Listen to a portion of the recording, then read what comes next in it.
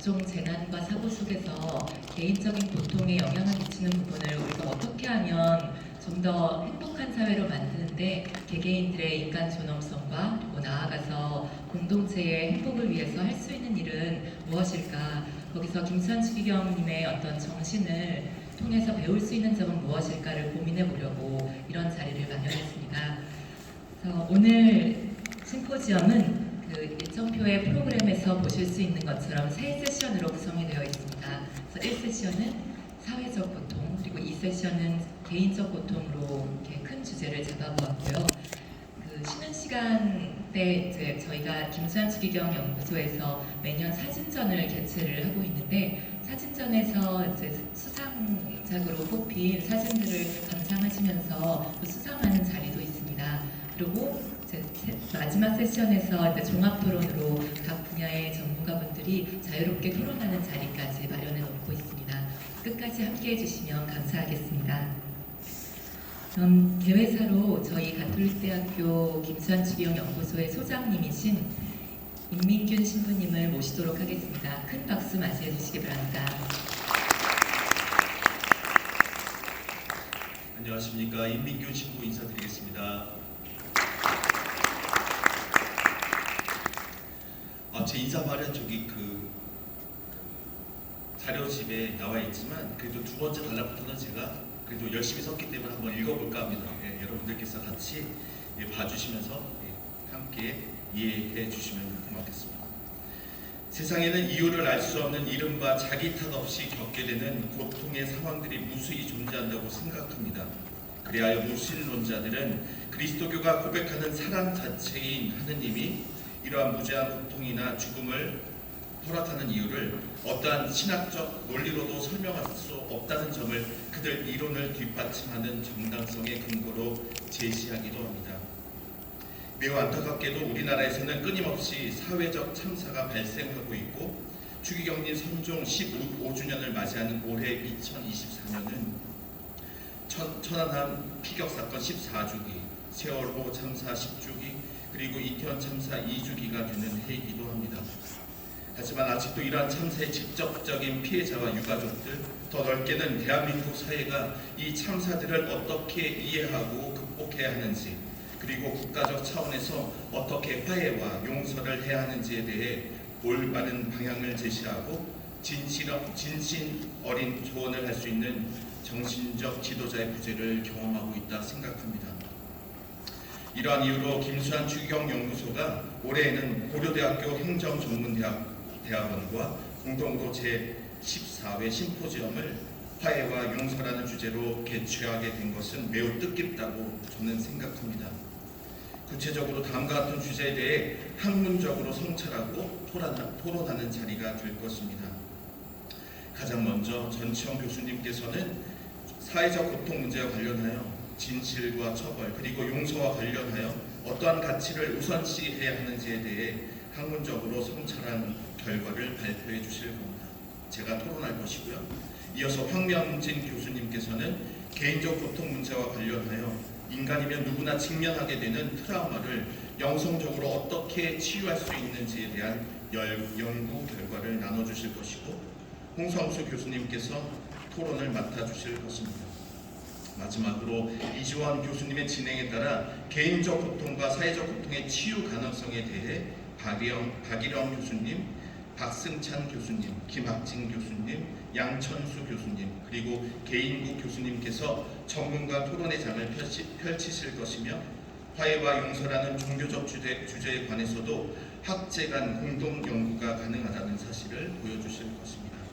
모쪼록 이번 14회 심포지엄을 통해 가톨릭 교회뿐만 아니라 대한민국 사회가 김수환 추기경님께서 강조하신 인간 존중의 정신을 토대로 화해와 용서라는 가치를 우선적으로 고려하는 성숙한 사회로 발전할 수 있기 위한 조그만 초석이 되기를 기도합니다. 감사합니다.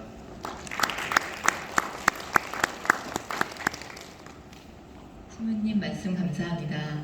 다음으로는 축사로 저희 가톨릭대학교 원종철 총장님께서 축사를 영상으로 보내주셨습니다. 함께 시청하시겠습니다.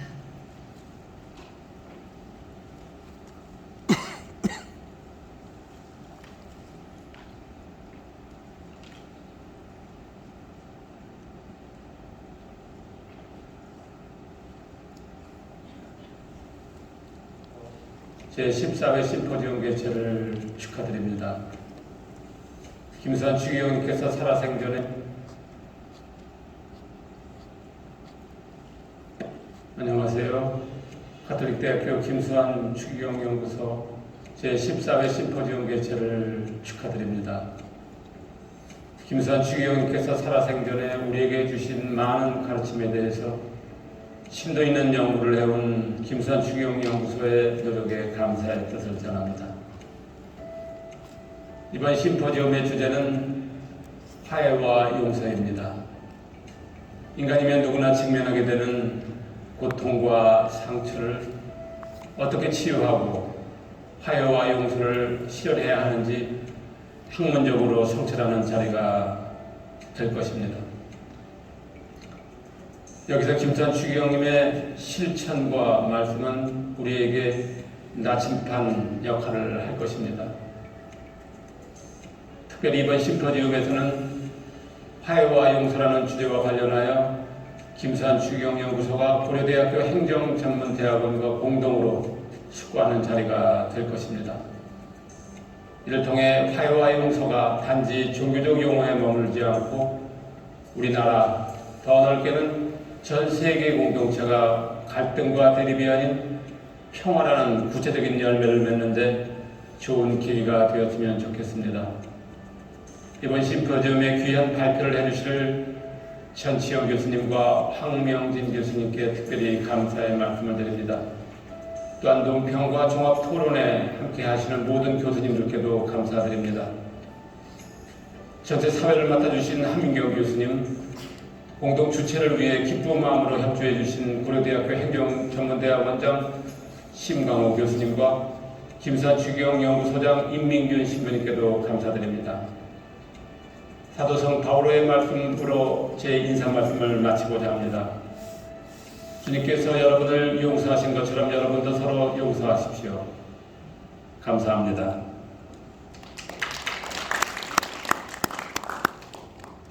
네, 총장님 말씀 잘 들었습니다. 감사드립니다. 그럼 바로 1세션으로 시작하도록 하겠습니다. 1세션의 발표와 토론을 맡아주신 분들께서는 앞으로 연단으로 올라와 주시면 감사하겠습니다.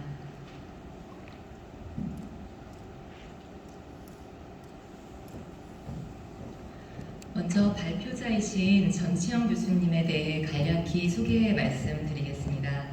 전치영 교수님께서는 서울대학교 전기공학부를 졸업하시고 미국 MIT에서 과학기술사회론으로 박사학위를 받으셨습니다. 그리고 현재 카이스트 과학기술정책대학원에서 교수로 재직하고 계시면서 여러 세월호 관련 책들과 과학기술 관련 책들도 많이 집필하고 계십니다. 그럼 큰 박수로 맞이해 주시기 바랍니다.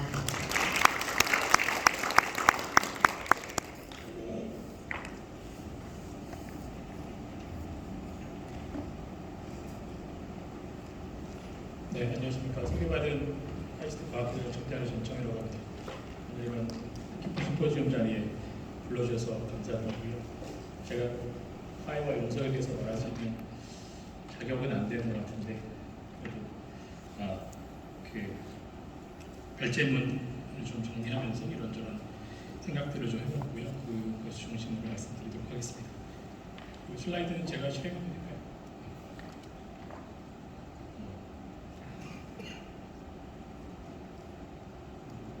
슬라이드 전환하는 거는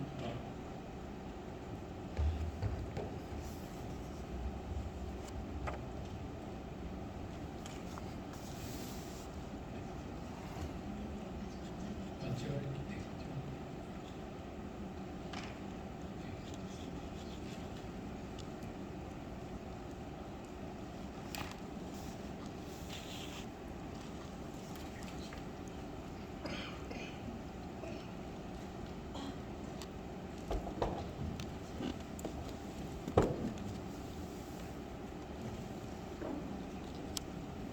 제가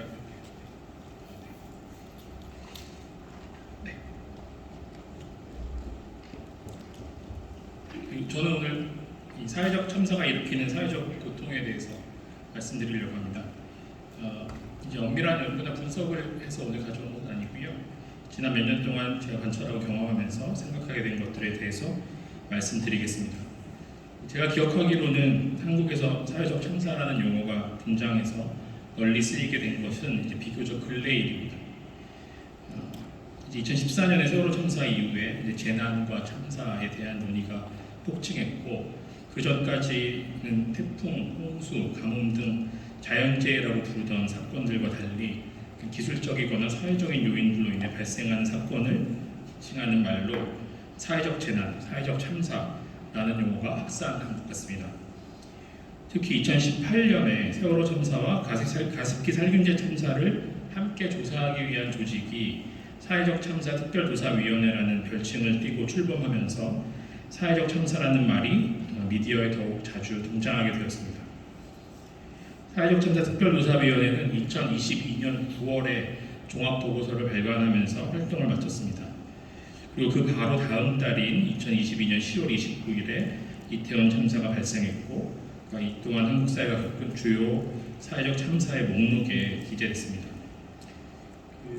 여기에서 이제 제가 사회적 참사 관련해서 했던 활동을 잠깐 제 소개를 가름하면서 드리자면, 저는 이제 세월호 참사 관련해서는 선체조사위원회라고 2017년에 세월호 인양 후에 세월호 인양년에 설립된 선체조사위원회의 종합보고서 작성하는 일에 참여했었고요. 이게 이제 그 선체조사위원회 종합보고서 표지입니다. 이 보고서 작성에 참여했었고, 그리고 좀 전에 제가 언급한 사회적 참사 특별조사위원회, 그리고 세월호 참사와 가습기 살균제 참사를 같이 조사해서 조사한 그 사회적 참사 특별조사위원회의 종합보고서 작성하는 일에도 참여했습니다. 그래서 여기 지금 왼쪽에 보시는 것이 그 종합보고서 중에서 가습기 살균제 참사에 관한 종합보고서, 오른쪽에 보시는 것이 세월호 참사에 관한 종합보고서.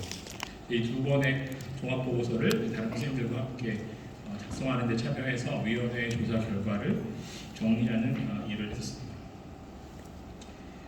그렇게 해서 이제 그 정리된 결과들을 이제 매체나 이런 곳에 좀 정리해서 공유하는 작업도 했었고요. 그래서 세월호 가습기 살균제 참사가 느닷없이 하루아침에 일어난 것이 아니다 라는 어떤 메시지 같은 것들을 전달하기도 했었습니다. 그리고 올해 최근에는 그 공식 종합보고서는 아니고 진실의 힘이라는 편에서 이렇게 내는 세월호 관련 책, 세월호 관련된 여러 가지 사실과 기록들을 정리한 책의 개정판을 내는 일에 참여했습니다. 세월호 다시 쓴 그날의 기록이라고 해서 원래 2016년에 나왔던 책인데, 이것을 그동안에 쌓인 축적된 조사 결과들을 다 더 보완해서 새로운 개정판을 내는 일에도 참여했습니다. 그래서 저 같은 경우는 사회적 참사에서 그 중에 이제 진상규명 활동, 조사 활동에 관련된 일들을 조금 참여한 경험이 있고, 제가 가진 사회적 참사라든가 또는 고통에 대한 관점 같은 것들, 또 이런 과정 속에서 좀 생긴 것이라는 사실을 약간 염두에 두시면 오늘 발표에 조금 이해가 되실 것 같습니다.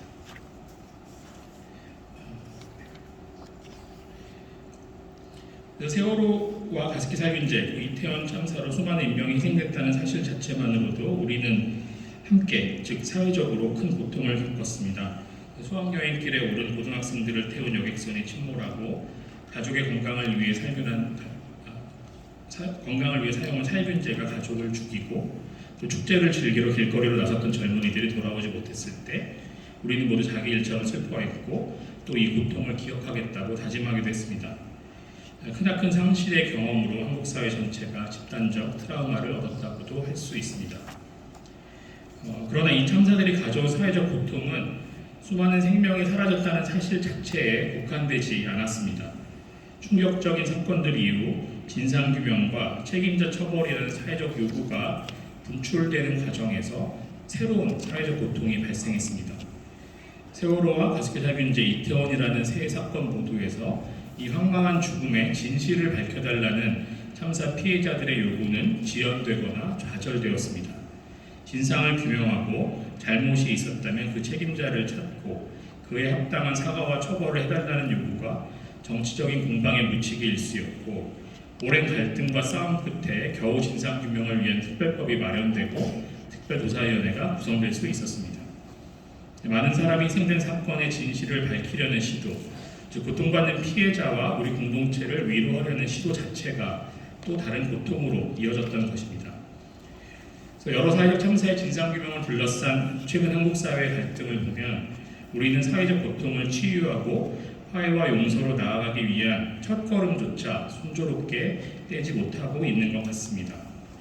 지울 수 없는 사회적 고통 앞에서 사건의 진실 혹은 진상을 규명하는 것에 어떤 의미와 가치가 있는 것일까요? 또 진상규명과 함께 요청되는 책임자의 사과와 처벌은 사회적 고통을 어루만지는 데 어떤 역할을 할 수 있을까요? 또 그것은 오늘 심포지엄의 주제인 화해와 용서로 나아가는 데 어떤 도움이 될까요? 이런 질문들을 가지고 왔습니다. 그래서 진실, 처벌, 그리고 이제 화해와 용서, 사회적 참사를 두고 자주 얘기되는 이런 개념들에 대해서 저는 오늘 김수환 추기경의 말씀을 통해서 생각할 거리를 이제 얻고자 합니다. 김수환 추기경은 1980년 광주와 그로부터 이어진 민주화 운동, 그리고 1990년대의 정치적 사회적 변화와 또 각종 참사를 겪으면서 진실에 관해서 또 이제 화해와 용서에 관해서 많은 생각을 하셨던 것으로 보입니다. 추기경의 말씀이 오늘날 우리가 세월호 가습기 살균제 이태원 참사에 관해 논의하는 데 어떤 도움을 주지 않을까 기대해 봅니다. 지금 이제 앞에 보시는 이런 이미지가 광주 민주화 운동 때의 사진으로 우리의 이제 기억 속에 강하게 남아있는 이미지인데요. 1980년에 김수환 추기경은 시국에 관한 담화문을 발표하면서 당시의 광주 사태라고 불렀던 5.18 광주 민주화 운동에 관해서 이렇게 말했습니다. 그 담화문의 일부만 제가 조금 인용을 해보면요. 넷째, 광주 사태에 대해서 정부는 군이 학생과 국민들의 신의 진압에 있어 도가 지나쳤으며 군경을 포함하여 학생과 시민 등 수많은 희생자를 내게 한 데 대해 깊이 사과하고 그 같은 엄청난 유혈 사태를 일으킨 책임자를 엄단해야 합니다. 군은 이렇게 잘못을 솔직히 인정함으로써 오히려 국민의 신뢰를 받을 것입니다. 여섯째, 정부는 진실과 정의를 바탕으로 이 같은 조처를 취하면서 참으로 진지하게 국민에게 그간의 잘못에 대한 사과를 하고 나라의 건설을 위해 호소하십시오. 국민은 반드시 이 호소에 따라서 정부의 진심으로 협조할 것입니다. 잘못의 인정, 또 사과, 책임자 엄단, 진실과 정의, 이렇게 담화문에 있는 몇 가지 키워드가 보이는데요. 이제 정부와 군이 일으킨 엄청난 유혈 사태를 두고 당연히 해야 할 요구인 것 같지만 또 당시에는 또 큰 용기가 필요했던 발언이기도 합니다. 또 어찌 보면 이제 오늘 우리의 이 심포지엄 주제와도 굉장히 직접적으로 연결되어 있는 듯한 그런 말씀이라고 할 수가 있겠습니다. 이런 요구를 공개적으로 발표하면서도 그 진실과 정의가 실제로 구현되리라는 기대는 사실 별로 할 수 없었을 것입니다. 그러나 김수환 추기경은 부당한 죽음 앞에 진실과 사과의 중요성을 계속해서 말했습니다. 그리고 이제 1987년에 이르면 박종철군 고문치사 사건이 있었고 그 고문 사건의 진상이 은폐되고 조작되었다는 의혹이 청주교 사제단에 의해서 폭로되는 일이 있었죠. 그 직후 이것은 이제 1987년 1월에 나왔던 이제 초기 신문 기사고요. 1987년 5월이 되면 그때 이제 청주교 사제단에 의해서 이 사건의 진상이 조작됐다는 폭로가 있었습니다. 이제 그 직후라고 생각되는데요. 진실 혹은 진상규명에 관한 김수환 추기경의 신념이 87년 5월 26일 명동대 성당 문화관에서 한 홍보주일 특별 강연에서 더욱 선명하게 표출되었습니다. 그때 추기경은 박종철군 고문치사 직후에 그 진실이 은폐되는 것을 강한 어조로 비판했습니다. 강연 내용을 좀 인용해 보겠습니다. 범행의 진상 은폐와 축소 조작의 사실이 폭로된 이후 검찰이 수사를 재개하고 그 결과를 발표하고 있습니다만 진실은 당초에 은폐한 사람들에 의하여 밝혀질 수 없습니다. 그 고문치사 사건에 관해서 언급하시는 것이죠. 검찰은 진실을 어둠 속에 파묻었을 뿐만 아니라 조작에 동조 묵인했다는 인상을 지울 길이 없으므로 그들에 의해서 밝혀지는 진실은 적어도 자신들의 잘못을 은폐하는 것에 지나지 않을 것입니다. 이제라도 진상이 사실과 하나도 다름없이 규명되지 못한다면 현 정권의 도덕성에 대한 의문이 제기될 수밖에 없으며 또한 국민을 다시 한번 속이는 결과를 낳게 될 것입니다. 제가 이 말씀을 드리는 것은 오늘 우리가 이 땅에서 간절히 바라는 정부 대 국민의 신뢰 회복, 사회 안정과 나라의 평화, 그리고 민주화는 국민 모두의 관심이 집중되어 있는 이 사건이, 즉 이제 박종철 고문치사 사건이 공명정대하게 진실 그대로 밝혀질 때에만 가능하다고 보기 때문입니다. 네, 이것이 이제 5월 26일 홍보주일 강연입니다. 박종철 군 죽음의 진실을 사실과 하나도 다름없이 밝히지 않고서는 이 사회의 안정도, 신뢰도, 평화도, 민주화도 가능하지 않다는 말이었습니다. 엄혹했던 시대에 죽음의 진실은 가려지기 일쑤였고 그에 대한 요구는 곧 가장 강력한 정치적 선언이었습니다. 김수환 추기경은 억압받는 이 죽음을 당한 이들의 편에 진실을 놓고자 했습니다. 위에서 인용한 두 가지 말씀에서 볼 수 있듯이 1980년대에 걸쳐서 김수환 추기경이 언급한 진실은 주로 국가가 국민을 상대로 저지른 폭력과 살상에 관한 것이었습니다. 한국 현대사는 광주와 박종철뿐만 아니라 수많은 부당한 죽음, 정치적 죽음, 또 우리가 의문사라고 부르는 죽음들로 얼룩져 있습니다. 이에 대한 온전한 진실을 밝히는 일은 불가능하거나 매우 어렵고 이를 위한 사회적 노력은 오늘날까지도 각종 위원회와 보고서의 형태로 이어지고 있습니다. 지금까지가 80년대에 관한 얘기였고요. 그때 추기경께서 하신 말씀이었고요. 90년대로 잠깐 가보겠습니다. 그래서 모두 아시다시피 1990년대에 들어서 한국 사회는 조금 다른 성격의 비참한 사건들을 겪게 됩니다.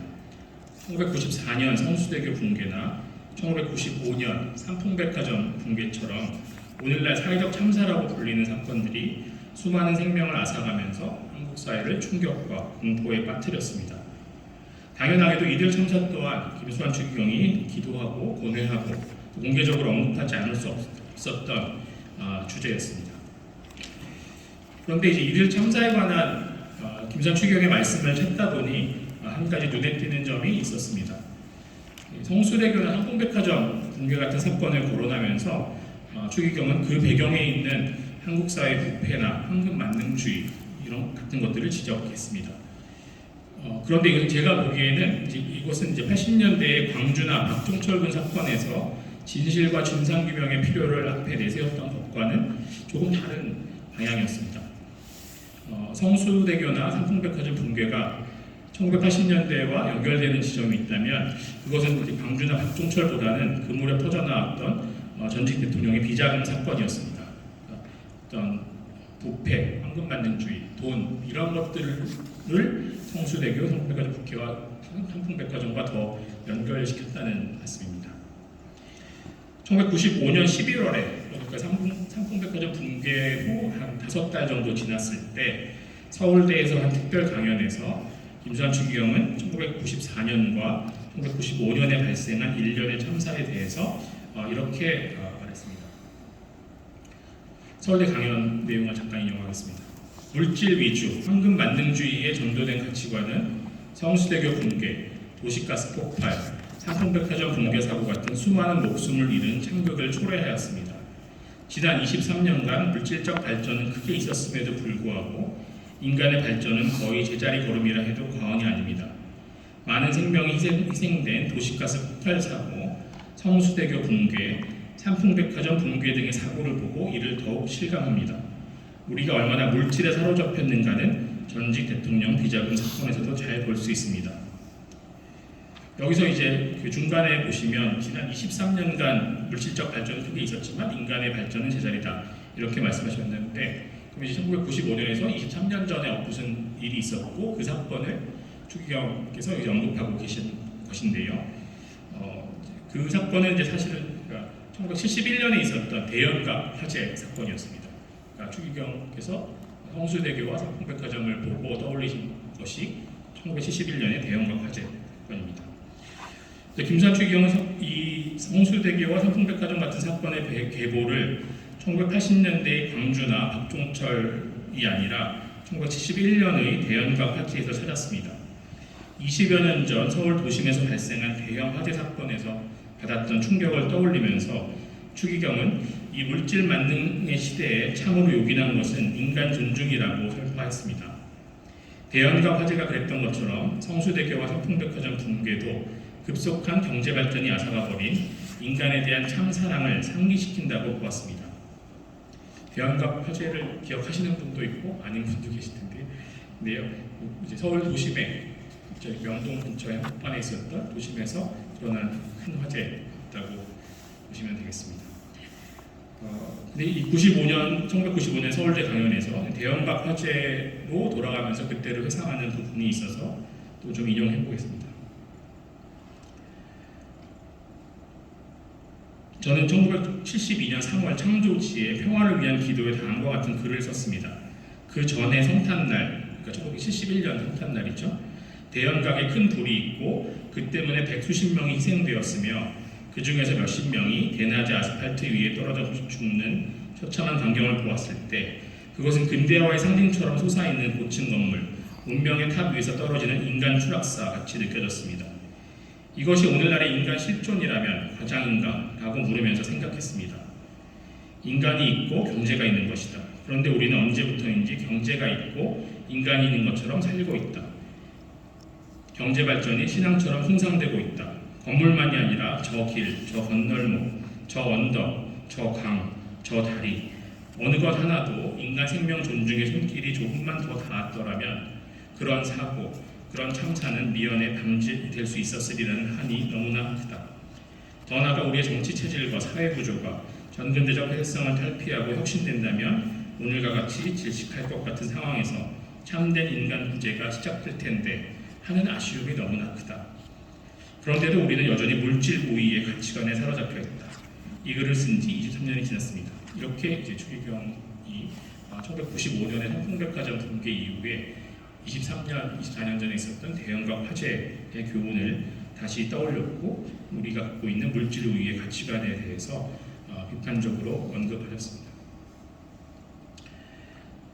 이렇게 보면 1980년대에 진실은 정치 권력에 의해 가려져 있으며 진실을 철저히 밝혀내는 것이 우리의 사명이라고 생각하게 했던 광주민주화운동이나 박종철 사건과는 달리 추기경은 대연각 화재, 성수대교와 성풍백화점의 붕괴 등의 참사의 근본 원인을 명확히 지목하고 있는 듯이 보입니다.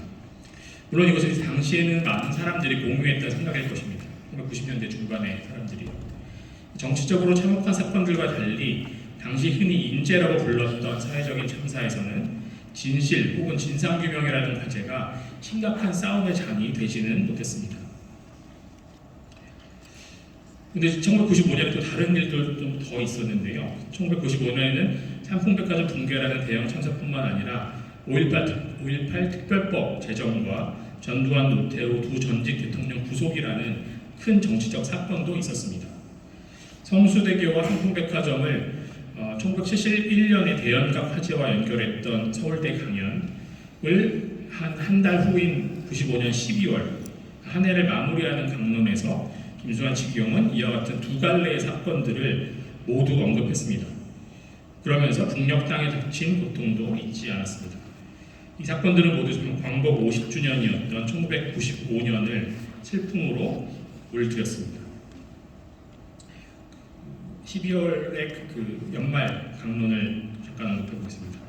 통일의 꿈을 꾸며 희망찬 기대 속에 맞이했던 광복 50주년은 이 땅의 우리 모두에게 우울함만 남기고 저물어가고 있습니다. 남쪽은 삼풍백화점 붕괴 같은 대형 참사와 부패한 정치 문화로, 그리고 북쪽은 극심한 식량난과 수해로 7천만 동포 모두의 마음을 아프게 한 해였습니다. 참으로 슬픈 일입니다. 이렇게 그 한 해를 정리하는 발언을 하면서도 사실 삼풍백화점 붕괴와 전직 대통령 구속이라는 두 종류 사건에 대한 추기경의 진단은 서로 달랐습니다. 전직 대통령 구속이라는 초유의 사건 앞에서 추기경은 다시 진실과 정의를 강조했습니다. 왜냐하면 광주를 비롯하여 1980년대를 관통했던 고통의 진실은 아직 깊이 묻혀있다고 생각했기 때문입니다. 이 강론의 내용을 조금 더 인용해 보겠습니다. 지금 전직 대통령 구속에 관해 언급하면서 국민의 절대 다수는 이번만은 반드시 법과 정의가 서고 진실이 기필고 밝혀지기를 절대적으로 기대하고 있습니다. 국민이 보는 것은 무엇이 진실이며 무엇이 거짓이냐, 누가 12.12와 5.18 참상의 책임자냐 하는 것입니다. 이렇게 진실을 알고 싶고 동시에 거짓된 과거의 청산을 바라는 것이 국민의 마음입니다. 진리는 반드시 밝혀지고 정의는 반드시 이룩된다. 그러니 죽더라도 거짓이 없어라 하고 도산 안창호 선생님이 말씀하셨습니다. 이 위대한 애국자의 외침이 바로 오늘의 국민 대다수가 지니고 있는 바람입니다. 이렇게 인용을 해봤는데요. 이처럼 진실을 밝힘으로써 정의를 실현하는 것은 가해자에 대한 미움이나 복수의 감정과는 구별되어야 한다고 추기경은 강조했습니다. 이것은 사회 전체의 아픔을 치유하는 일이며 우리가 함께 맡아야 할 역사적 책임이었습니다. 그렇기에 우리는 가해자들의 참여를 요구할 수 있는 것이었습니다. 그 연말 강론을 조금 더 인용해 보겠습니다. 두 분 전직 대통령의 구속은 결코 보복이나 미움에서 나온 것으로 되어서는 안 됩니다. 진실을 밝히고 정의를 바로 세우기 위한 것이며 지난날의 어둠과 부정부패로부터 벗어나 새롭게 시작되는 우리 모두의 아픔으로 이해되고 또 그런 마음가짐으로 임해야 합니다. 이를 위해 정부는 일체의 사심을 떠나 진실을 밝히고 사회 정의를 확립해야 합니다. 이와 함께 피소된 이들과 관련된 모든 사람들도 나라와 민족을 위해 진실 규명의 역사적 책임을 회피하지 말아야 하며 역사와 국민 앞에 진정으로 참여할 줄 알아야 합니다. 네, 이렇게 해서 다시 한번 진실 규명과 그것의 역사적 책임에 대해서 몇 번이나 강조하셨습니다.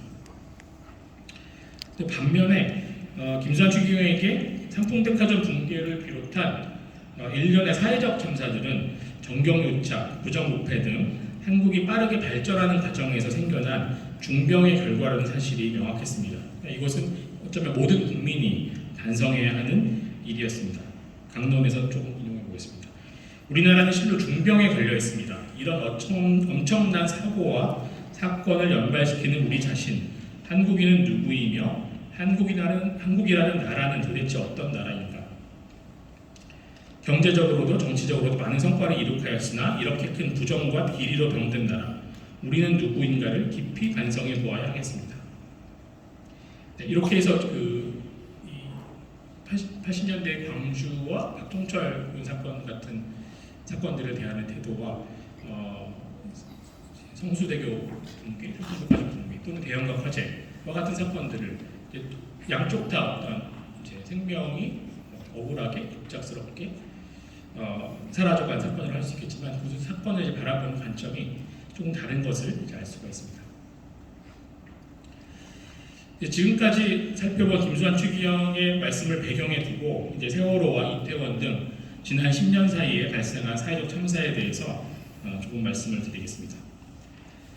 여객선 침몰로 인한 세월호 참사는 일견 성수대교, 삼풍백화점 붕괴 등 인간이 설계하고 만든 구조물, 기계, 장치에 문제가 생겼던 사건들의 계보에 놓이는 것 같습니다. 사실 세월호가 침몰하던 그때 국가 권력이 국민을 상대로 폭력과 살상을 저지르고 있다고 의심한 사람은 거의 없었을 것입니다.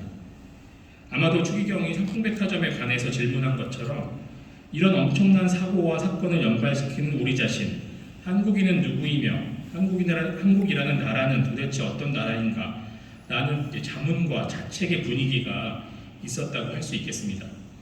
당시에 그런 분위기를 기억하시는 분들 많이 계실 겁니다.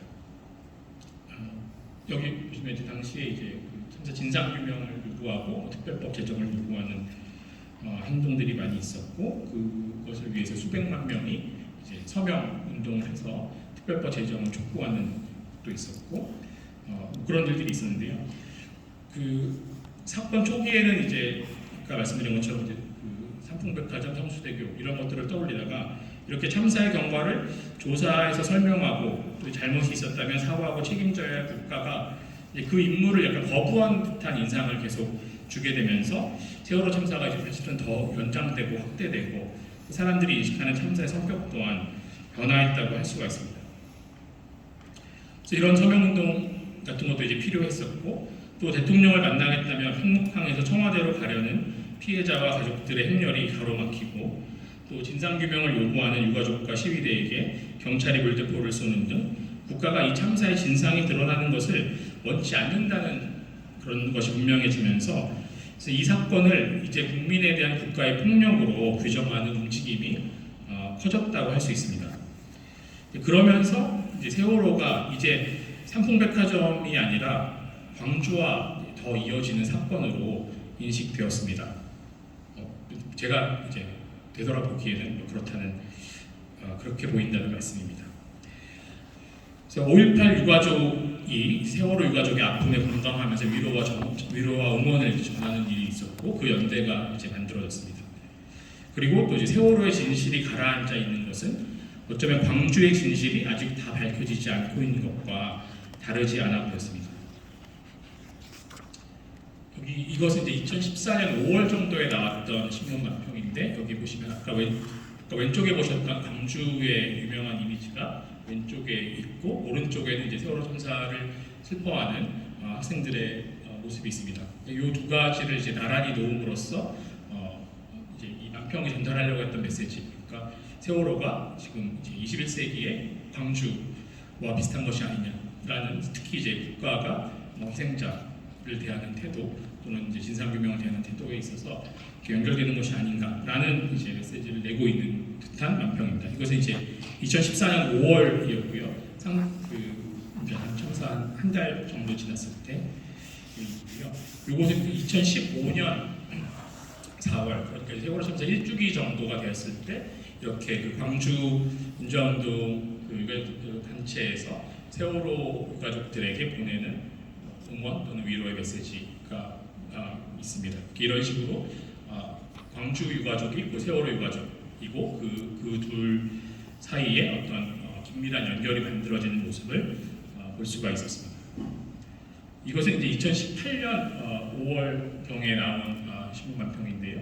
여기 보시면 이제 위에 이제 그날의 진실 바로 세워야 이렇게 나와 있고 양쪽이 하나는 세월호, 하나는 광주의 진실이 아직 여전히 드러나지 않고 있다라는 메시지를 주고 있는데 이제 2018년 5월에 이런 만평이 나올 수 있었던 것은 왼쪽에 보시는 것처럼 세월호가 2017년 3월 말에 인양이 돼서 누워있는 상태로 목포 신항에 1년 넘게 있다가 2018년 그리고 만평이 나온 2018년 5월 10일에 이렇게 그 세월호를 바로 세우는 직립이 있었습니다. 직립 프로젝트가 있어서 2018년 5월 10일에 이것이 배가 바로 섰는데 그 배가 바로 선 것과 이제 연결시켜서 이제 뭔가 진실도 바로 세워야 한다는 당시의 어떤 요구 또는 느낌 이런 것들을 보여주고 있었고요. 그것과 연결해서 또 당시 5.18 민주화운동에 관한 조사가 더 진행되면서 새롭게 나오고 있던 사실들에 대한 규명 이런 것들의 요구가 이렇게 나란히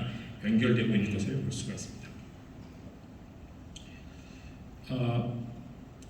또 도심 골목에 인파가 몰리면서 수많은 사상자를 낸 이태원 참사에서도 이와 비슷한 흐름을 볼 수가 있습니다. 이태원의 골목에서 발생한 사건 자체만이 아니라 그 이후 대통령과 정부가 이 참사에 대처하면서 보여준 태도가 이 사건에 대한 국민적 인식을 바꾸어 놓았습니다. 책임 회피와 변명, 진상규명 요구의 무시, 피해자와 유가족에 대한 억압 등이 이 사건을 단순한 골목 인파 사고가 아니라 국민에 대한 국가의 폭력 사건으로 확대했습니다. 참회, 사과, 위로를 건네는 대신 특별법 제정을 비롯한 진상규명 노력을 정치적 싸움거리로 만들어버리는 정부 앞에서 이태원 유가족들도 자연스럽게 광주의 역사적 기억을 떠올렸던 것으로 보입니다. 지금 앞에 보시는 이미지가 2023년 5월입니다. 역시 이제 광주 민주화운동 기념일을 즈음해서 이태원 참사 유가족들이 광주와의 연결을 만들어가는 것을 볼 수가 있습니다. 세월호와 이태원 참사에서 우리는 김수환 추기경이 서로 다른 범주로 인식했던 두 가지, 즉 광주와 박종철 같은 국가폭력 사건과 성수대교와 삼풍백화점 등의 이른바 안전사고가 서로 연결되고 겹쳐지는 모습을 봅니다. 김수환 추기경이 세월호와 이태원 참사를 목격했다면 이 사건들을 1971년 대연각 화재에서 90년대의 성수대교와 삼풍백화점으로 이어지는 참사의 계보에 놓았을지도 모릅니다. 그러나 지금 많은 사람들은 세월호와 이태원을 광주가 상징하는 국가폭력 사건의 계보에 올리고 있습니다. 과연 이러한 사건 규정이 타당한지 사실에 부합하는지 따지려면 별도의 논의가 필요하겠습니다만 2014년 이래 대형 참사에 대한 정치 지도자와 정부의 대응을 지켜본 사람들이, 특히 피해자와 그 가족들이 이런 인식을 갖게 된 것은 부정하기 어렵습니다. 그리고 이런 현상이 생겨난 배경에는 진실을 알고 싶다는 강렬한 희망, 그리고 그 진실이 드러나는 것을 국가 권력이 막고 있다는 강력한 의심이 자리 잡고 있습니다. 광주와 박종철 사건에서 그랬던 것처럼 억압된 진실 혹은 지연된 진실이 세월호와 이태원 참사로 인한 사회적 고통을 확대하고 연장하는 데 큰 영향을 미친 것입니다. 대형 참사와 그로 인한 사회적 고통 속에서 화해와 용서는 어떻게 가능할 것인가? 아마도 오늘 심포지엄은 이런 질문을 던지는 자리이겠습니다. 세월호와 이태원 참사에 국한해서 생각해보자면 과연 한국 사회가, 특히 이 참사의 피해자들이 화해와 용서를 말할 준비가 되어 있는지는 저는 아직 잘 모르겠습니다.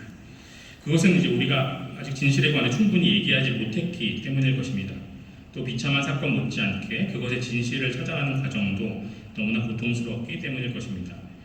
내 가족이 갑작스럽게 죽음을 맞았다는 사실만으로도 우리는 극심한 고통을 겪지만 그 죽음의 원인과 과정을 알려달라는 간절한 요구가 정쟁의 대상으로 전락하여 묵살당할 때 그 고통은 몇 배로 커지는 것 같습니다. 만약 이 고통을 김수환 추기경이 목격했다면 1980년대에 광주와 박종철 사건을 대할 때와 비슷하게 세월호와 이태원의 진실에 대해 목소리를 내지 않았을까 짐작해봅니다. 진실을 밝히는 것, 책임자를 처벌하는 것, 그리고 화해와 용서로 나아가는 것, 이 중에서 무엇이 가장 중요한지, 또 무엇이 가장 먼저여야 하는지를 두고 한국 사회는 지난 10년 동안 큰 혼란을 겪었습니다. 참사의 진실은 우리를 하나로 묶는 것이 아니라 갈라놓았고 이 고통에 대해 참여하고 책임을 지겠다며 나서는 이는 없었습니다. 과연 무엇에 관해서 화해하고 도대체 누구를 용서해야 하는지에 대해서도 우리는 각자 다른 생각을 하고 있습니다. 사회적인 합의와 종교적인 지혜가 모두 필요한 시점입니다. 제가 앞서까지 광주의 진실을 투명하게 밝혀야 한다는 김수환 추기경의 발언을 인용했습니다만, 사실은 이제 그 진상규명 과정이 1990년대를 거치면서 순조로웠던 것은 아닙니다. 화해와 용서의 가치를 내세우면서 진상규명은 역사적 과제로 남겨두자는 주장도 없지 않았습니다. 가령 1993년 5월에 당시 막 취임했던 김영삼 대통령이 5.18 광주민주화운동에 대한 담화문을 발표하면서 취한 입장이 바로 그런 것이었습니다. 김영삼 대통령은 광주의 아픔은 치유되고 명예회복도 이루어져야 한다고 하면서도 진상규명과 책임자 처벌 요구를 받아들이는 데에는 소극적이었고 이로 인해서 많은 비판을 받았습니다. 대통령 담화를 제가 조금만 인용해보면, 저는 광주와 민주화운동에 대한 진상규명과 그 책임자 처벌을 요구하는 주장이 있다는 것을 잘 알고 있습니다. 그리고 그에 대해 많은 고뇌를 거듭했습니다. 그러나 진상규명은 역사를 올바르게 바로잡고 정당한 평가를 받자는 데 목적이 있고 다시 치욕을 들추어내서 갈등을 재현하거나 누구를 벌하자는 것은 아닐 것입니다. 이렇게 얘기하면서 진상규명과 관련하여 미흡한 부분이 있다면 이는 훗날의 역사에 맡기는 것이 도리라고 믿습니다. 우리 다 같이 잊지는 말되 과감하게 용서함으로써 새롭게 화해하자고 말하고 싶습니다. 용서하는 것만큼 큰 용기는 없습니다. 그렇게 함으로써 우리 모두 13년 전의 악몽과 멍해로부터 자유로워집시다. 네, 이렇게 이제 담화문을 발표하면서 사실 김영삼 대통령이 화해와 용서를 말하고 있지만 그러나 진상규명의 요구에 대해서는 또 한 발 물러서는 그런 입장을 보여줬습니다.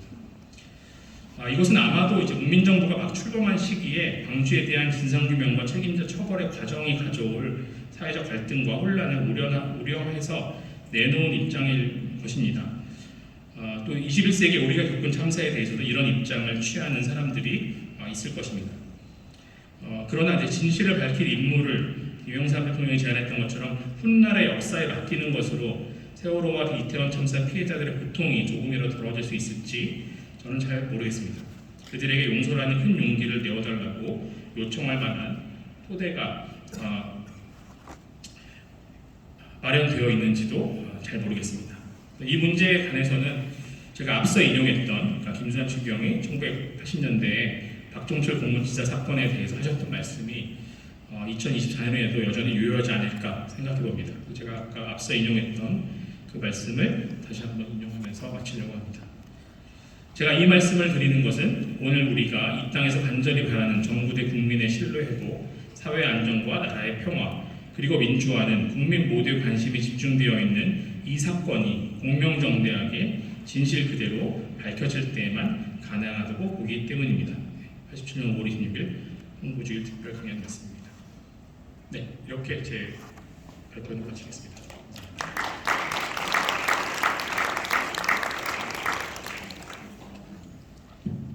전치현 교수님 감사드립니다. 여러 사고 그리고 참사의 성격에 대한 분석을 김수현 추기경님의 말씀을 통해 함께 해주셨습니다. 진실과 고통을 마주하는 문제는 모두 인간의 존엄성에 기반해야 한다는 생각을 해주시게 한 것 같습니다. 다시 한번 큰 박수 부탁드립니다. 이어서 1주제에 대한 발표 주제에 대한 토론으로 임민균 신부님께서 토론을 맡아주셨습니다. 임민균 신부님께서는 서울대 원자핵공학과와 가톨릭대 신학과를 졸업하시고 로마 그레고리안 대학에서 고통의 신학을 주제로 박사학위를 받으셨습니다. 그래서 이번 주제에 대한 또 고통의 관점에서도 더 많은 깊은 말씀을 해주실 것 같습니다. 임민균 소장 신부님을 큰 박수로 맞이해 주시기 바랍니다. 네, 안녕하십니까. 소개받은 임민균 신부라고 합니다. 저에게 허락된 시간 딱 10분이라서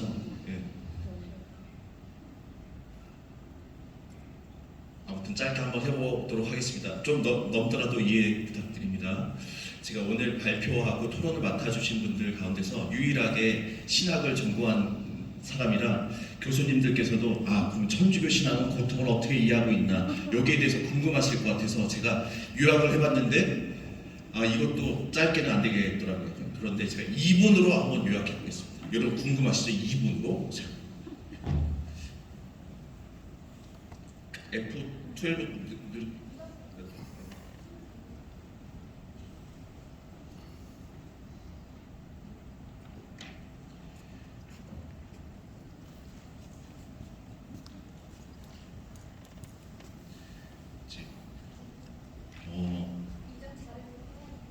이전 잡을 거예요.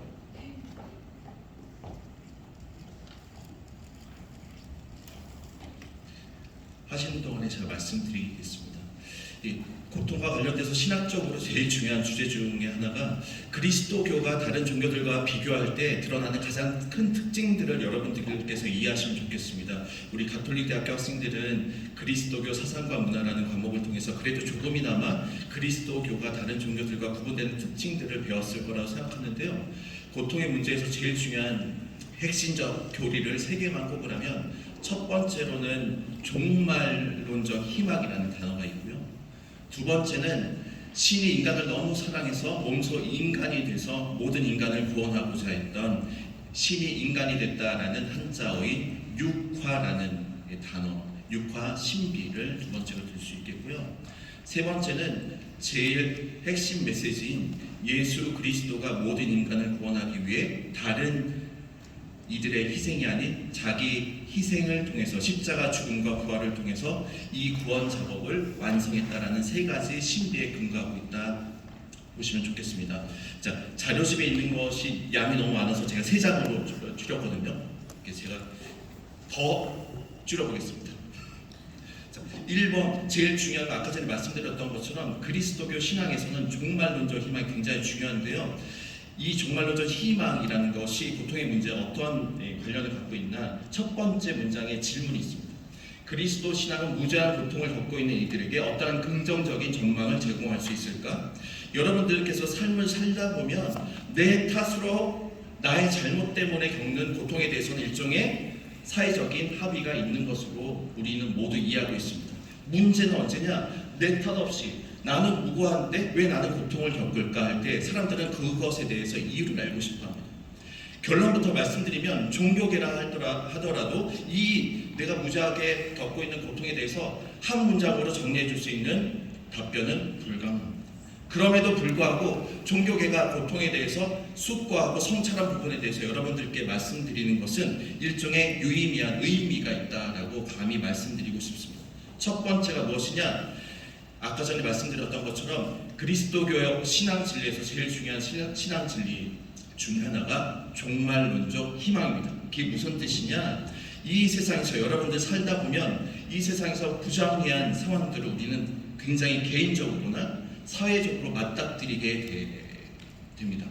상선벌악의 원칙이 지켜지지 않는 이 세상에서 하느님의 정의는 어디 있냐 사람들이 물어볼 때 그리스도교에서 제일 먼저 제공하는 원칙이 종말론적 희망입니다. 왜? 이 세상에서는 이 상선벌악의 원칙이 지켜지지 않지만 영원한 생명이라는 이 거저주는 은총의 하느님 나라가 도래하면 이 상선보라 잘못된 거에서는 일종의 처벌을 받고 잘한 것에 대해서는 일종의 사항을 받는 그런 나라가 펼쳐질 것이기 때문에 비록 지금 고통을 받고 있지만 너희들은 그 희망으로 이 고통을 이겨내라 라는 일종의 신앙 진리를 가르치고 있기 때문입니다. 여러분들 그런데 여기서 질문이 하나 생길 겁니다. 나는 지금 무지하게 고통을 당하고 있는데 단지 미래에서 내가 맞을 희망 때문에 이 고통을 견디라고? 말이 안 되지 않습니까? 그죠? 여기에 두 번째 요소가 반드시 들어가야 합니다. 두 번째 제목이 고통 중에 우리와 함께하는 하나님에 대한 새로운 이해입니다. 그게 무엇이냐면요. 추기경님께서는 아까 전에 전치영 선생님께서 말씀하신 것처럼 여러 가지 참사에 관련돼서 종교계를 대표해서 목소리를 내셨는데 저희가 본 자료에 의하면 또 뭐 그렇게 큰 아주 대형 참사는 아니 대형 참사라고 볼 수도 있겠죠. 아웅산 사건이라든지 대한항공 공항의 추락 사고 등을 통해서 무지한 이들이 많이 희생됐던 그 사고에 임박해서 기자들의 질문에 다음과 같이 말씀하셨습니다. 그리스도교 신앙이라고 이 희생자들의 겪은 희생과 고통에 대해서 일목요연한 대답은 불가능하다. 하지만 이것이 하느님이 고통의 방관자로 머물거나 하느님이 존재하지 않는다라는 의미는 아니다라고 강력하게 말씀하셨습니다.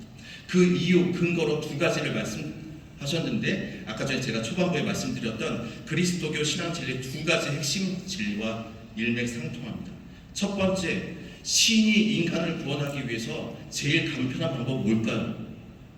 초월자 하느님은 우리 유한자 인간을 너 내 말 잘 들으면 구원해 줄게 하면 너무나도 쉽습니다. 하지만 그리스도교에서 믿고 있는 신은 인간을 너무나 사랑한 나머지 몸소 인간이 돼서 어떻게 고통을 이겨내고 견내야 하는지 그리고 어떻게 신을 따라야 하는지를 몸소 보여주고 다른 사람들을 대신해서 자신이 몸소 십자가에 못 박혀 죽고 부활한 첫사람이 됨으로 인해서 이 고통에도 의미가 있음을 몸소 보여준 신이라고 저는 생각합니다.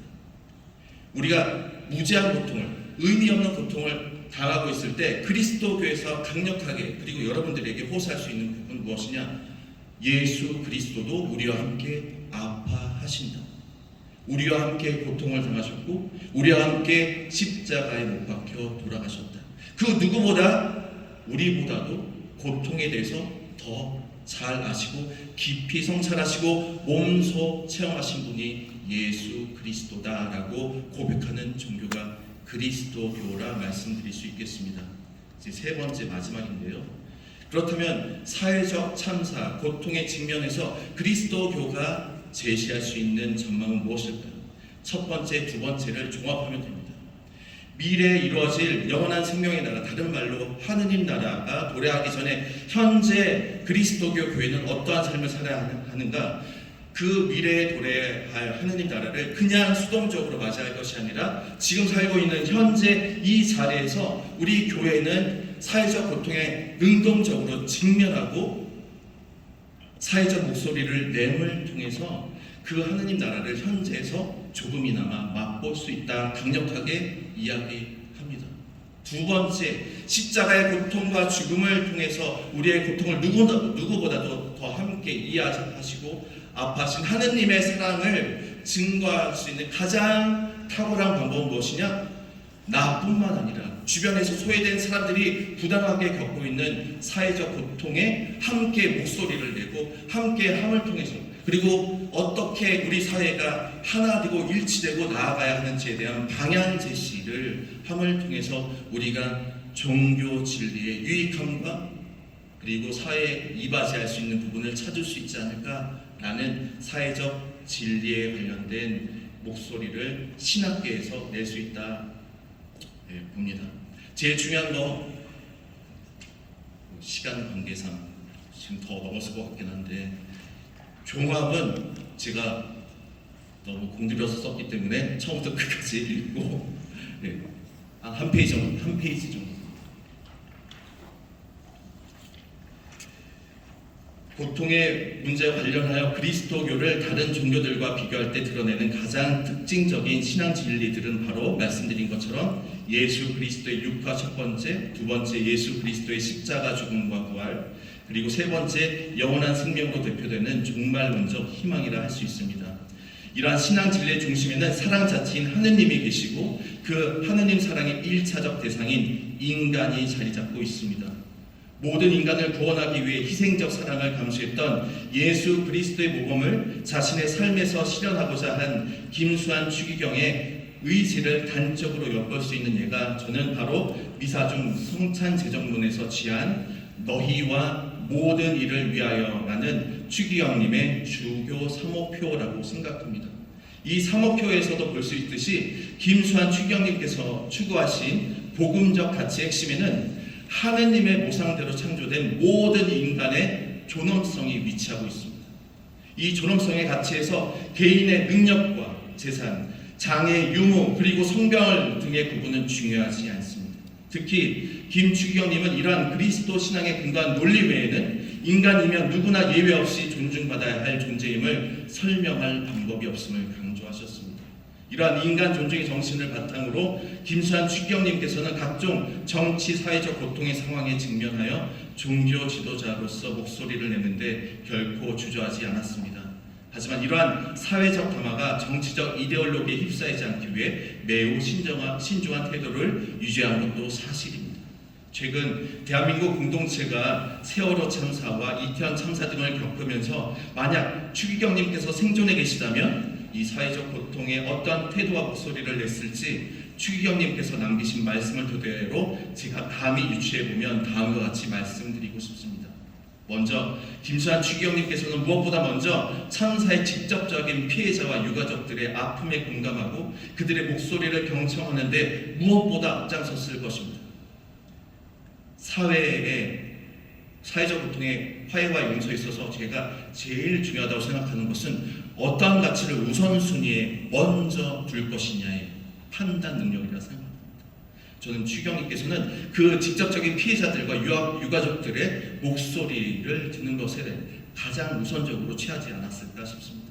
그리고 희생자들은 물론 유가족들에게 대한민국 공동체를 대표해서 대신 그들이 충분하다고 할 때까지 용서를 청하는 일에 주저함이 없었을 거라 생각합니다. 용서를 청하는 일에는 단지 감정적 공감 차원뿐만 아니라 참사가 발생할 수밖에 없었던 정확한 진상규명의 작업이 반드시 포함될 것입니다. 이 작업이 이러한 참사들에도 불구하고 대한민국 공동체가 희생자와 유가족을 중심으로 화해와 용서를 실현하는 길이며 사랑 자체이신 하느님의 정의를 실현하는 길이라 생각하기 때문입니다. 여기서 중요한 것은 책임자 처벌에 있어서는 거기에 관련된 책임에 대해서는 처벌이지만 그 사람을 단죄해서는 절대 안 되는 사실입니다. 만약 사회적 참사의 진상을 규명하면서도 대한민국 공동체의 통합을 끌어낼 수 있는 지도력을 발휘해야 하는 정부의 태도에 인간 존중이라는 우선적 가치가 간과될 때 이와 관련된 사회적 담화를 추기경님께서는 발표함에 있어서 주저함이 없었을 것입니다.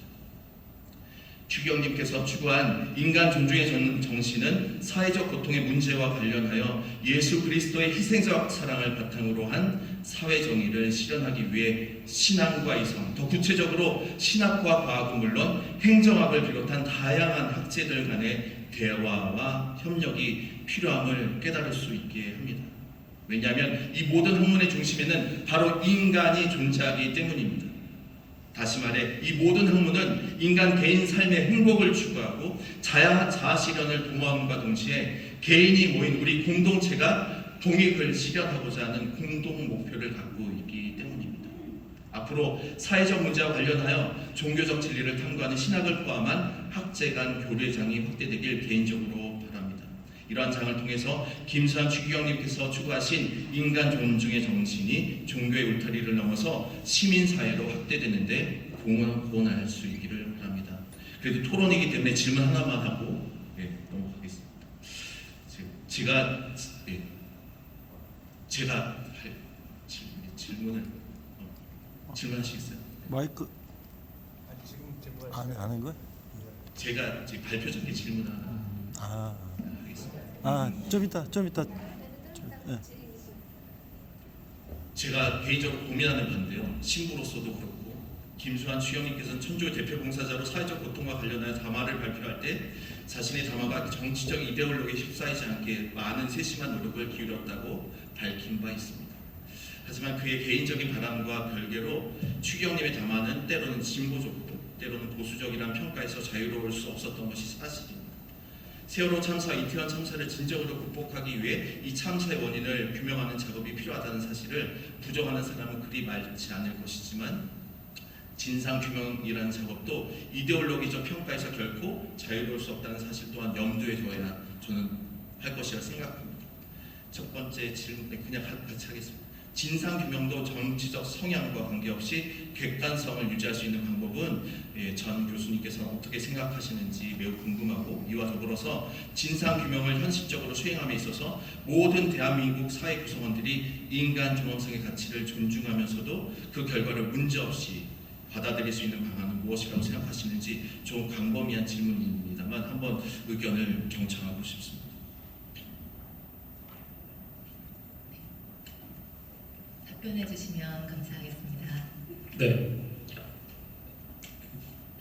어려운 질문이라서 답변 안 하고 시간 관계에서 끝내면 더 좋겠지만 이제 그 생각 말씀드리면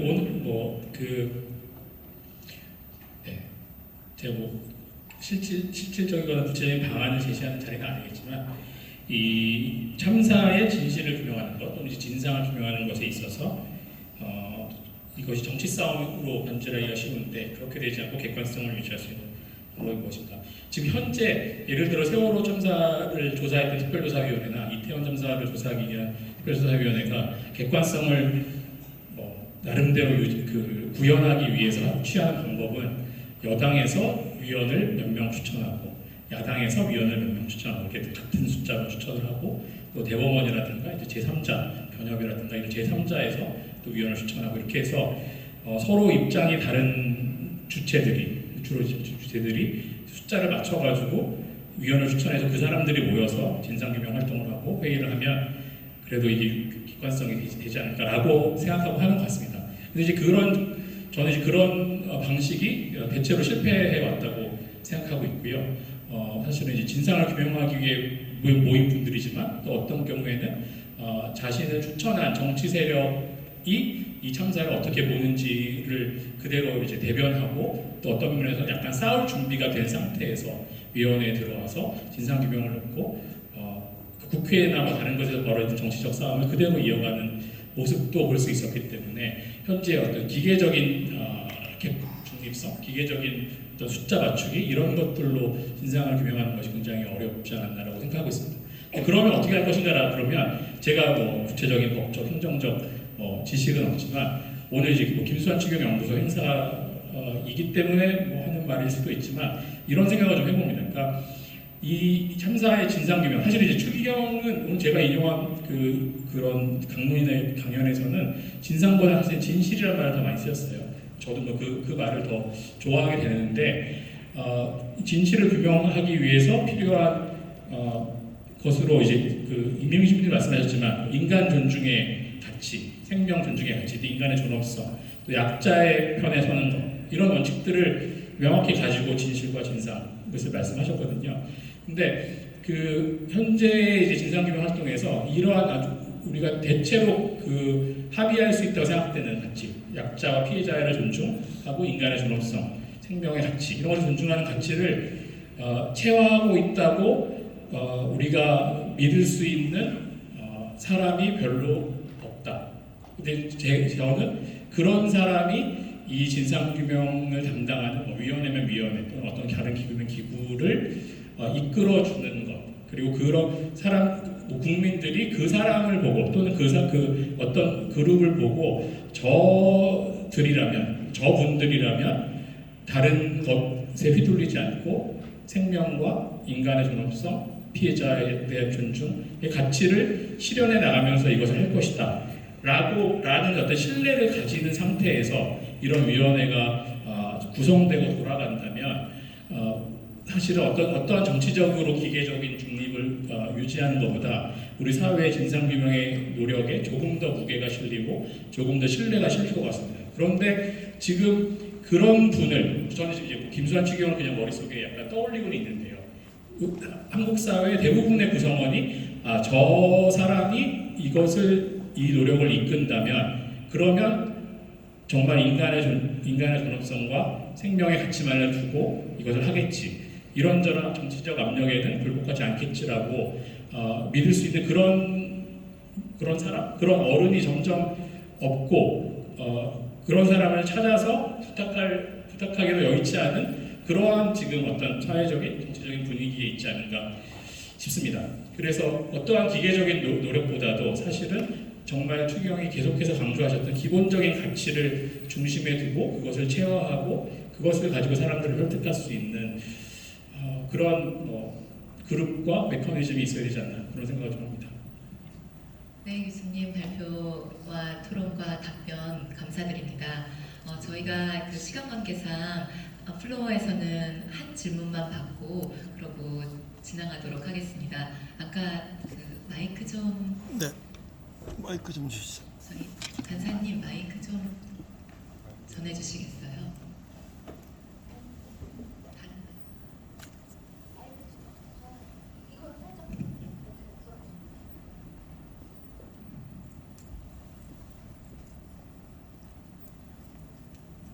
시간 관계상 1분만 짧게 말씀드리겠습니다. 저는 사회과학대학에서 강의하는 사람이고요. 황민주 교수님께 지금 사회복지학과 논문 지도를 맡고 있는 백정석이라고 합니다. 두 분 발제하고 토론 잘 들었고요. 김수환 추경님을 그 시절에 존경하고 또 진보와 보수를 다 아우르는 그런 어른이 계셨다는 게 굉장히 참 그 시대 아무랬던 시대에 이제 참 귀한 분이셨다 생각이 들고요. 발제하신 내용을 신부님께서 신학적으로 이렇게 토론해 주신 거에 대해서 우리 인간적으로 해결할 수 있는 방법은 한계가 있는데 그런 부분에 대해서 또 공감을 하고요. 저는 목사입니다. 그 가해자는 자기의 그 가해 범죄를 감추기 위해서 외골수로 갈 수밖에 없는데 피해자 치유를 우리가 이렇게 앞장서서 하는 입장에서는 너무 피해자적인 어떤 그런 입장보다는 좀 더 우리가 폭넓게 좀 생각하면 어떨까?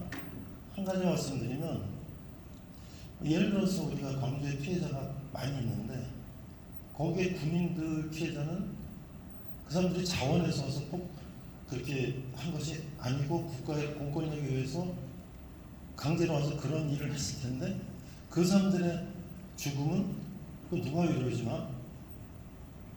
추경이 같은 아마 그 부분도 생각하지 않았을까? 그런 생각을 좀 해봤습니다. 이상입니다.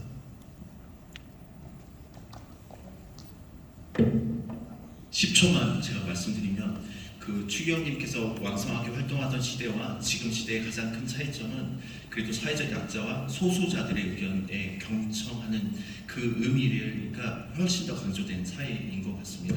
방금 질문해 주신 선생님께서 말씀하신 것과 같이 서로 그 겉으로 보기엔 똑같은 가해자지만 속으로 보면 개인마다 다 스토리가 있고 직면한 상황이 다르기 때문에 오늘날의 우리나라 전 세계도 그렇겠지만 좀 더 개인의 의견을 청취하고 그분의 개인적 치유와 함께 사회적 고통을 함께 아우르는 작업이 같이 진행되어야 한다고 저는 생각합니다. 질문에 감사합니다. 네, 감사드립니다. 이게 그 고통의 사건을 둘러싼 여러 개인들의 생각을 존중하고 그 존엄성을 존중을 할 때 결국에 진정한 통합의 길로 정치적 이데올로기에 치우치지 않은 개인의 고통의 치유가 가능할 것이라는 생각을 해주었던 여러 말씀들이었던 것 같습니다. 그럼 1세션은 이것으로 마치도록 하겠습니다. 감사합니다.